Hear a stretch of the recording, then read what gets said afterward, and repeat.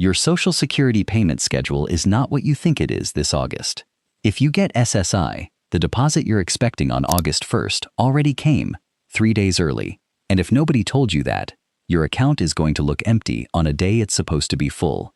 That's change number 1. There are 2 more, and they're just as easy to miss. One is a letter that shows up around this same time every year, and if you don't open it, your prescription costs can quietly go up starting next year. The other is a brand new tax deduction that a lot of seniors are already misunderstanding in a way that could leave them owing more money than they planned for. I went through the official Social Security and Medicare updates for August, so you don't have to dig through confusing letters yourself, and I'm walking you through exactly what to check, and by when. Let's start with the first change, because this is the one that's going to confuse the most people the moment it happens, and it already has, for some viewers watching this right now.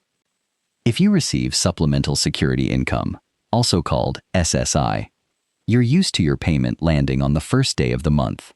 It's been that way for years. You don't even think about it. It just happens, like clockwork. But this August, that pattern breaks. And I want you to picture a retiree named Dorothy. She's 71 years old, living outside Tampa, Florida. Dorothy has received SSI for almost a decade. Every single month, her payment shows up on the 1st. She pays her rent a few days later. Her whole budget is built around that rhythm. Now imagine Dorothy checking her account on August 1st, like she always does, and finding nothing there. No deposit, no text, nothing. Her first thought isn't going to be, oh, this must be a scheduling thing. Her first thought is going to be panic. Did something happen to my case? Did I lose my benefits? Here's what actually happened, and it has nothing to do with anything Dorothy did wrong. August 1st, 2026 falls on a Saturday. And when the 1st of the month lands on a weekend, the Social Security Administration doesn't wait until Monday to pay people. They move the payment earlier, to the last business day before the weekend. That means Dorothy's August SSI payment was already deposited on Friday, July 31st, not August 1st. So if Dorothy is only watching for a payment on August 1st, she's going to think it never came. In reality, it already arrived 1 business day early. And here's the part that trips people up even more. Because that payment moved into July, some SSI recipients technically saw 2 deposits land in the same month of July. One was their regular July payment on July 1st. The other was their early August payment on July 31st. It can look like extra money showed up out of nowhere. It's not a bonus. It's not a stimulus check. It's the exact same amount you always get. It just landed early because of how the calendar fell this year. Here's where things get interesting. Because this schedule shift only applies to SSI, if you receive regular Social Security retirement benefits, your payment schedule works differently, and it doesn't get pushed around the same way. Your payment is based on your birth date. If your birthday falls between the 1st and the 10th, your August payment is scheduled for August 12th. Between the 11th and the 20th, it's August 19th. Between the 21st and the 31st, it's August 26th. If you started collecting Social Security before May 1997, or if you receive both Social Security and SSI, your payment lands on August 3rd. Weekends don't shift those dates the same way SSI shifts, because they were never scheduled for the 1st of the month to begin with. And there's one more piece of this that matters.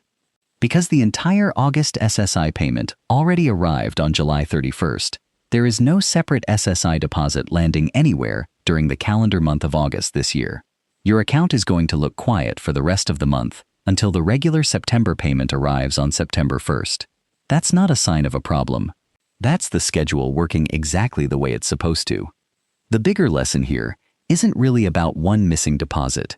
It's about understanding that your payment schedule isn't fixed in stone every single month. Weekends and federal holidays shift things constantly. And if you don't know your own personal payment pattern, every shift is going to feel like an emergency instead of a normal calendar adjustment. So here's what I want you to actually do with this information. Go check your My Social Security or My SSI account today. Look at your payment history. See what actually landed on July 31st versus what you were expecting on August 1st. And going forward, write down your actual payment dates on a calendar for the rest of this year. So when a payment shifts because of a weekend or a holiday, you already know it's coming instead of discovering it the hard way. Now let's move to the second change. And this one is easier to miss than a missing deposit, because it doesn't show up as money that didn't arrive. It shows up as a letter, and a letter is a lot easier to ignore. If you're on Medicare and you take prescription drugs, there's a program called Extra Help, sometimes called the Low-Income Subsidy. This program can dramatically lower what you pay for your Part D prescription drug plan. In 2026, if you qualify for full Extra Help, your copays are capped at $5.10 for a generic drug and $12.65 for a brand-name drug, and both your monthly premium and your deductible are covered.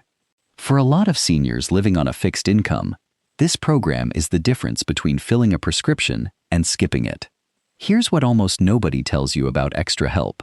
It's not something you qualify for once and then keep forever automatically.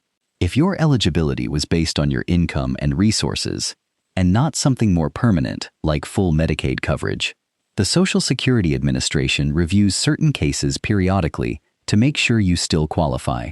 These reviews are typically conducted around the end of August every single year. If you're selected for one, you'll get a letter asking you to confirm details about your income and resources. If you don't respond by the deadline, any change to your Extra Help becomes effective the following January. Let me tell you about a retiree named Walter. Walter is 74, lives outside Columbus, Ohio, and has relied on Extra Help for the past 4 years to help cover his blood pressure and cholesterol medications. Last year, around late August, a letter arrived at Walter's apartment.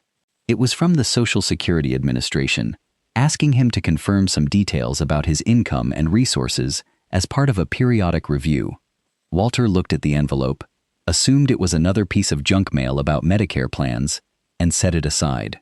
Weeks passed. He forgot about it entirely. Months later, Walter went to pick up his prescriptions, and the pharmacist told him his out-of-pocket cost had gone up. It wasn't a pharmacy error.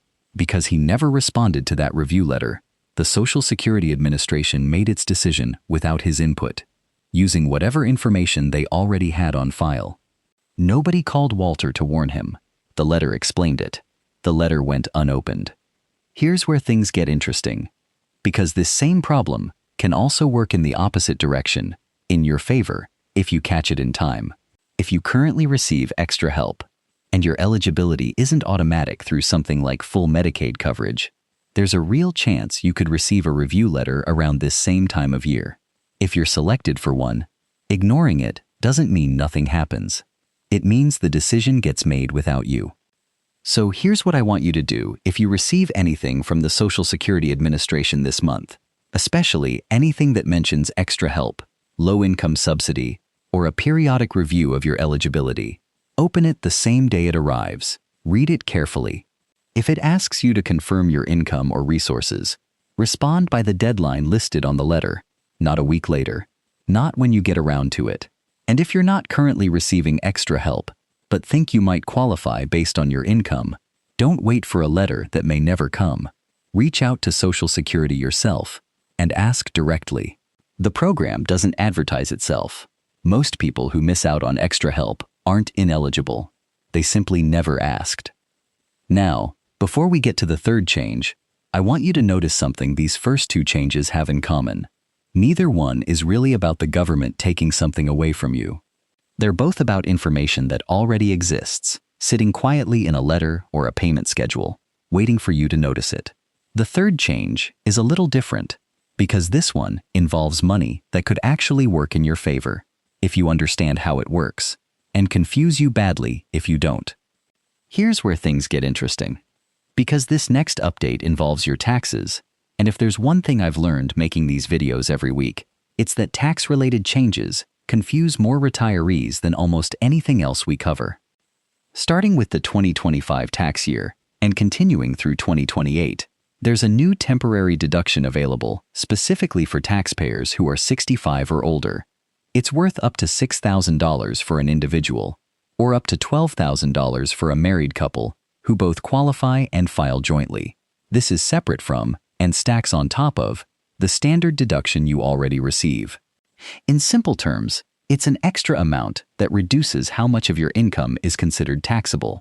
It starts phasing out once your income passes $75,000 for a single filer, or $150,000 for a married couple filing jointly, and it disappears completely above $175,000 single or $250,000 joint.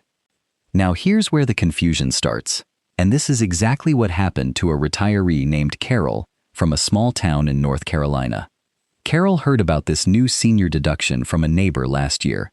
The way it was described to her made it sound like a straight-up bonus, like the government was simply going to hand her an extra $6,000. Based on that assumption, Carol didn't bother adjusting anything about how much tax was being withheld from her Social Security and her small pension throughout the year. Why would she? She figured this new deduction would more than cover whatever she owed. When Carol sat down with a tax preparer earlier this year, the numbers didn't match what she expected. The senior deduction did lower her taxable income. That part was true. But it didn't change the existing rules around how much of her Social Security benefit becomes taxable when combined with her other income. Those are two separate sets of rules that have nothing to do with each other. Carol still owed federal tax, and because she hadn't adjusted her withholding at all, she ended up owing more than she had cash set aside to cover, right at filing season, when money is already tight for a lot of retirees. Here's the part most people never hear about this deduction. It reduces your taxable income. It does not change the underlying formula that determines whether your Social Security benefits are taxable in the first place.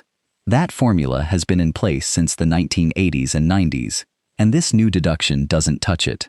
If you have pension income, IRA withdrawals, part-time work, interest, or investment income on top of Social Security, this new deduction might genuinely help you, but it's not going to erase your tax bill entirely, and assuming it will, can leave you underprepared. This matters especially right now, in August, because if you make quarterly estimated tax payments, meaning you're not having enough tax automatically withheld throughout the year, your next payment deadline is coming up in mid-September. That gives you a window right now to sit down, look at your actual income for the year so far, and figure out whether you're on track, or whether you need to adjust something before that deadline arrives. Here's what I'd recommend you do this week. Pull out your most recent Social Security benefit statement, along with any pension or IRA withdrawal records you have so far this year.